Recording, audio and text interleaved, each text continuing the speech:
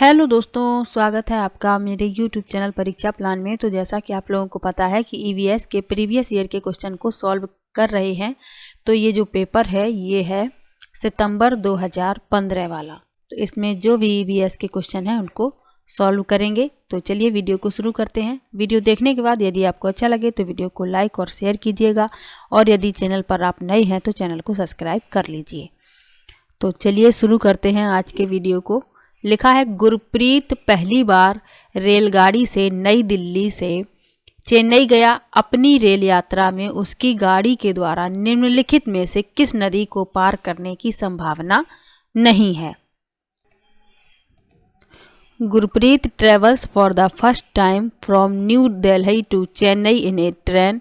Which one of the following rivers is he not likely to cross during his train journey? पहला विकल्प है नर्मदा, दूसरा विकल्प है गोदावरी, तीसरा विकल्प है गंगा और चौथा विकल्प है कृष्णा।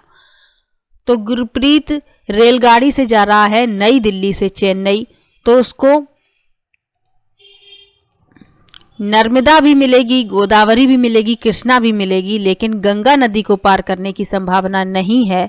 तीसरा विकल्प इसमें सही है, गंगा। अगला प्रश्न देखते हैं। हमारे देश में निम्नलिखित स्थानों में से कौन सा ठंडा रेगिस्तान है?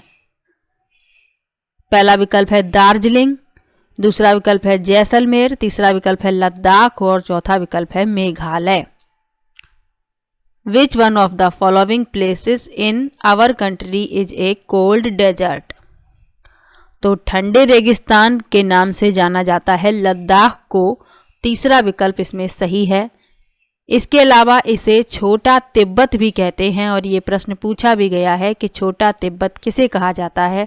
तो छोटा तिब्बत भी लद्दाख को ही कहा जाता है। ये दोनों प्रश्न ही याद रखने हैं। अगला प्रश्न है, कक्षा 5 की पर्यावरण अध्ययन की पाठ्य पुस्तक का एक पाठ उसी से ठंडा उसी से गर्म डॉक्टर जाकिर हुसैन द्वारा लिखी गई एक कहानी है। उन्होंने बच्चों के लिए ऐसी कई कहानियां लिखीं। अपनी मृत्यु के समय वे थे। पहला विकल्प है भारत के प्रधानमंत्री, दूसरा विकल्प है भारत के मुख्य न्यायाधीश, तीसरा विकल्प है भारत के उपराष्ट्रपति और चौथा विकल्प है भारत के राष्ट्रपति।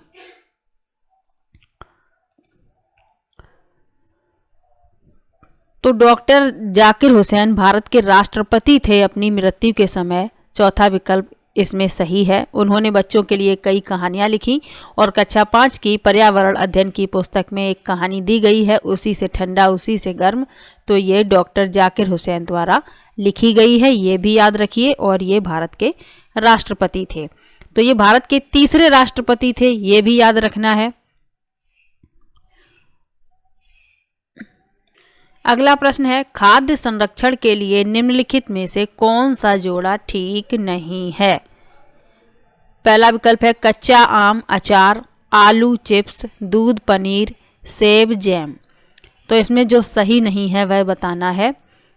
कच्चे आम को संरक्षित किया जाता है अचार बनाकर, सही है। आलू को चिप्स बनाकर संरक्षित कर लेते हैं, सही है।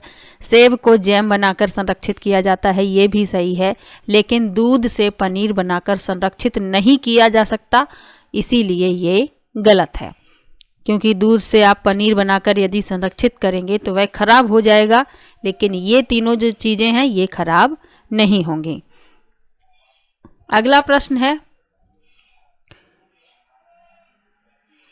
लिखा है, घरों की नीचे दी गई विशिष्टताओं पर विचार कीजिए। निचली मंजिल में कोई खिड़की नहीं, पेड़ के तनों की लकड़ी से बनी ढालू छतें, पत्थर के खंभों पर जमीन से लगभग 10 से 12 फुट ऊंचाई पर बने घर, पत्थर गारा और चूने से बनी मोटी दीवारें, लकड़ी के फर्श। लेह और लद्दाख के घरों में ऊपर दी गई कौन सी विशिष्टताएं पाई जा सकती हैं? तो लेह और लद्दाख के घरों की विशेषताएं बतानी हैं। ये जो विशेषताएं दी गई हैं इनमें से जो लेह और लद्दाख की विशेषताएं हैं उन्हें बताना है। तो निचली मंजिल में कोई खिड़की नहीं, लेह के घरों में, लेह और लद्दाख के घरों में निचली मंजिल में कोई भी खिड़की नहीं लगाई जाती, पहला इसमें सही है। पत्थर, गारा और चूने से बनी मोटी दीवारें, ये भी सही है। और लकड़ी के फर्श। ADE सही है, यानी कि चौथा विकल्प इसमें सही है। तो लेह और लद्दाख में ऐसे घर बनाए जाते हैं, 2 मंजिल के घर बनाए जाते हैं। जो निचली मंजिल होती है उसमें कोई खिड़की नहीं होती, और जो निचली मंजिल होती है वह जानवरों के लिए और आवश्यक चीज़ों के भंडारण के लिए होती है। विभिन्न मंजिलों तक पहुंचने के लिए लकड़ी की सीढ़ियों का उपयोग किया जाता है।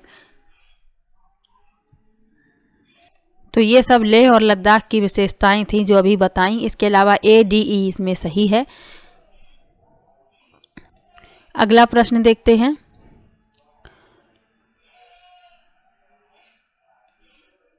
लिखा है, निम्नलिखित का अध्ययन कीजिए। कौवा पेड़ की ऊंची डाल पर अपना घोंसला बनाता है। इस घोंसले को बनाने में कई प्रकार की चीज़ें, यहाँ तक कि लकड़ी की शाखाएं और लोहे के तार भी होते हैं। एक चालाक पक्षी भी है जो अपना घोंसला नहीं बनाता और कौवे के घोंसले में अंडे दे देता है। बेचारा कौवा अपने अंडों के साथ इन अंडों को भी सेता है। यह पक्षी कौन सा है? पहला विकल्प है शक्करखोरा, दूसरा विकल्प है कलचिड़ी, तीसरा विकल्प है बसंत गौरी और चौथा विकल्प है कोयल। तो कोयल जो है ऐसा पक्षी है जो अपना घोंसला नहीं बनाता और कौवे के घोंसले में अंडे दे देता है। चौथा विकल्प इसमें सही है। ये प्रश्न कई बार पूछा गया है तो इसको याद रखिएगा। अब ये जो और पक्षी लिखे हुए हैं ये अपना घोंसला कैसे बनाते हैं? ये शक्करखोरा, इसे सनबर्ड कहते हैं। ये एक छोटे पेड़ या झाड़ी की शाखा से लटकता हुआ घोंसला बनाता है। कलचिड़ी, इसे इंडियन रॉबिन कहते हैं। ये अपना घोंसला नरम टहनियों, जड़ों, ऊन, बालों और कपास के साथ पेड़ की निचली शाखाओं पर और कभी कभी शीर्ष पर बनाता है। बसंत गौरी, ये अपना घोंसला कहाँ बनाती है? ये पेड़ के तने में छेद करके अपना घोंसला बनाती है और उसी में अंडे देती है। तो इन सब के बारे में भी याद रखिएगा। अगला प्रश्न है, निम्नलिखित में से कौन बीज नहीं है? इनमें से जो बीज नहीं है वह बताना है। पहला विकल्प है सौंफ, दूसरा है गेहूं, तीसरा है काली मिर्च और चौथा है साबूदाना। तो बीज क्या होते हैं? बीज वे होते हैं जो दूसरे पौधे को उत्पन्न कर सकते हैं।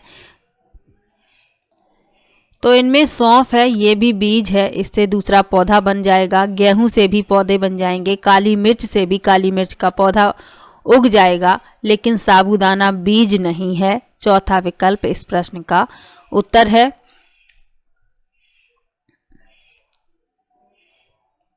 तो साबूदाना जो है एक पेड़ होता है, सागो पाम इसका नाम होता है, और इसके तने के गूदे से ये बनाया जाता है।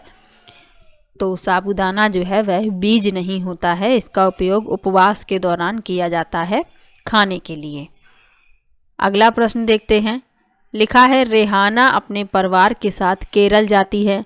वहाँ उसे ऊंचे वृक्ष दिखाई पड़ते हैं जो उसके गृह नगर शिमला के ऊंचे वृक्षों से भिन्न है। उसने केरल में कौन से वृक्ष देखे होंगे?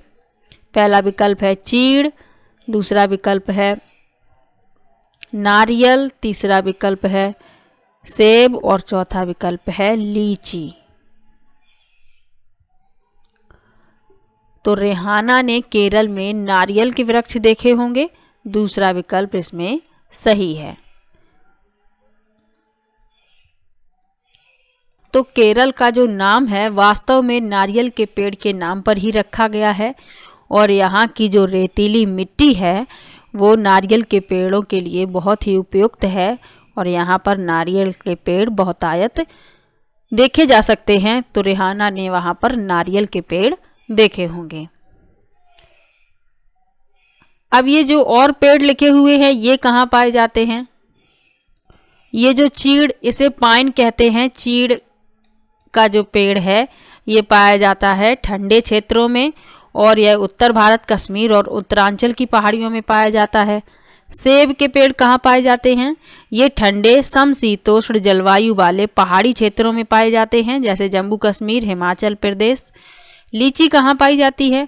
लीची के लिए उष्णकटिबंधीय जलवायु की आवश्यकता होती है। यह बिहार, त्रिपुरा, पश्चिम बंगाल, उत्तर प्रदेश, पंजाब, हरियाणा राज्यों में उगाई जाती है। तो ये सब भी याद रखिएगा। अगला प्रश्न है, बच्चों के द्वारा सब्जी बाजार से इकट्ठी की गई निम्नलिखित सामग्री में से उसे पहचानिए जिनके भीतर बीज होते हैं। आलू, टमाटर, नाशपाती, चीकू, भिंडी, करेला, प्याज, खीरा। अब इनमें से जिनके अंदर बीज पाए जाते हैं उन्हें बताना है।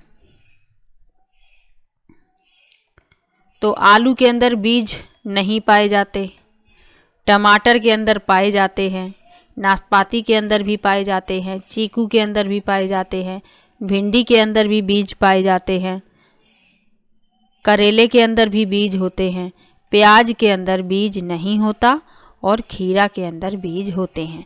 तो टमाटर, नाशपाती, चीकू, भिंडी, करेला, खीरा।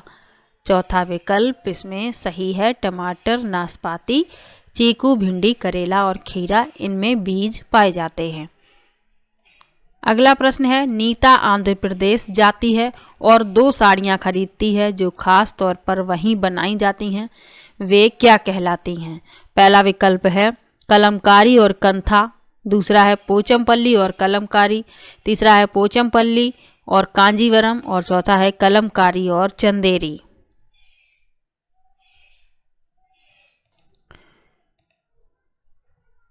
तो इस प्रश्न के लिए दूसरा विकल्प सही है, पोचमपल्ली और कलमकारी।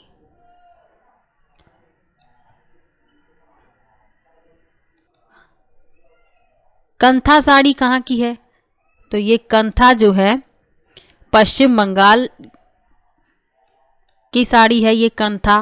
कांजीवरम तमिलनाडु और चंदेरी मध्य प्रदेश। तो इन साड़ियों के बारे में भी याद रखिएगा। अगला प्रश्न है, निम्नलिखित में से कौन सी बीमारी रुके या इकट्ठा हुए पानी से हो सकती है? पहला विकल्प है चेचक, दूसरा है मलेरिया, तीसरा है पोलियो और चौथा है निमोनिया। तो इकट्ठे या रुके हुए पानी से मलेरिया हो सकता है क्योंकि उसमें मच्छर उत्पन्न होते हैं। दूसरा विकल्प इसमें सही है।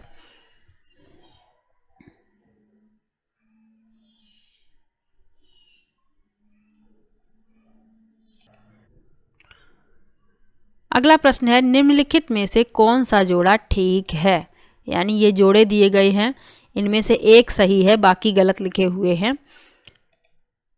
तो कर्नाटक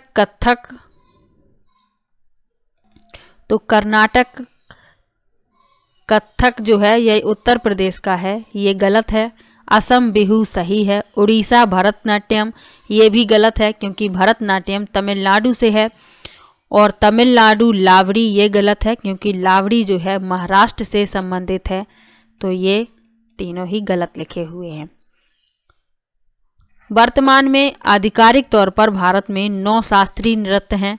कौन कौन से हैं? भरतनाट्यम तमिलनाडु से, कथक उत्तर प्रदेश से, कथकली केरल से, कुचिपुड़ी आंध्र प्रदेश से, ओडिसी उड़ीसा से, सत्रिया असम से, मणिपुरी मणिपुर से, मोहिनीअट्टम केरल से, पूर्वी भारत का छऊ नृत्य उड़ीसा, झारखंड और पश्चिम बंगाल।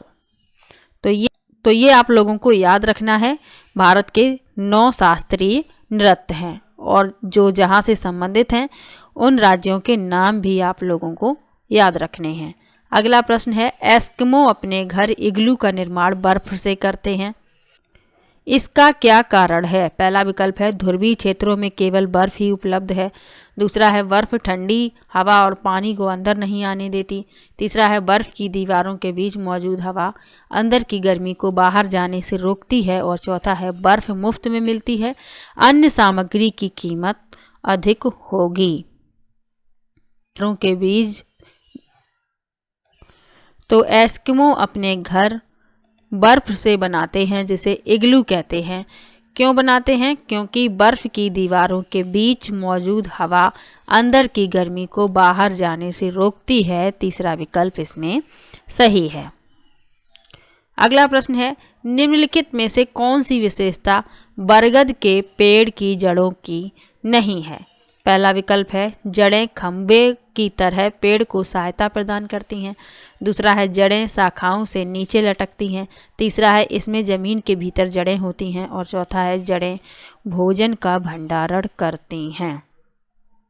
तो इसमें लिखा है कौन सी विशेषता बरगद के पेड़ की जड़ों की नहीं है। तो ये तीनों ही विशेषताएं हैं। जड़ें खंभों की तरह पेड़ को सहायता प्रदान करती हैं, सही है। इनमें जड़ें शाखाओं से नीचे लटकती हैं। इसमें ज़मीन के भीतर भी जड़ें होती हैं, लेकिन जड़ें भोजन का भंडारण नहीं करती हैं। चौथा विकल्प इस प्रश्न का उत्तर है। तो ये जो पेपर था ये सितंबर 2015 वाला था। यदि आपको किसी भी प्रश्न में डाउट हो तो कृपया कमेंट बॉक्स में ज़रूर लिखिएगा। और वीडियो अच्छा लगे तो वीडियो को लाइक अवश्य कर दीजिएगा। मिलते हैं नेक्स्ट वीडियो में।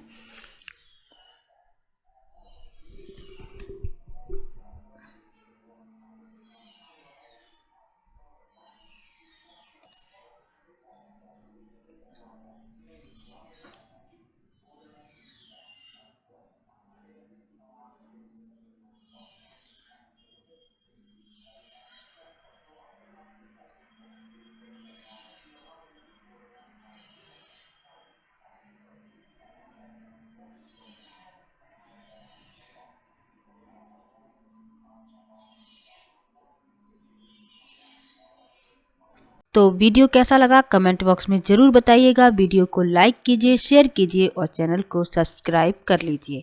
मिलते हैं नेक्स्ट वीडियो में, तब तक के लिए बाय बाय।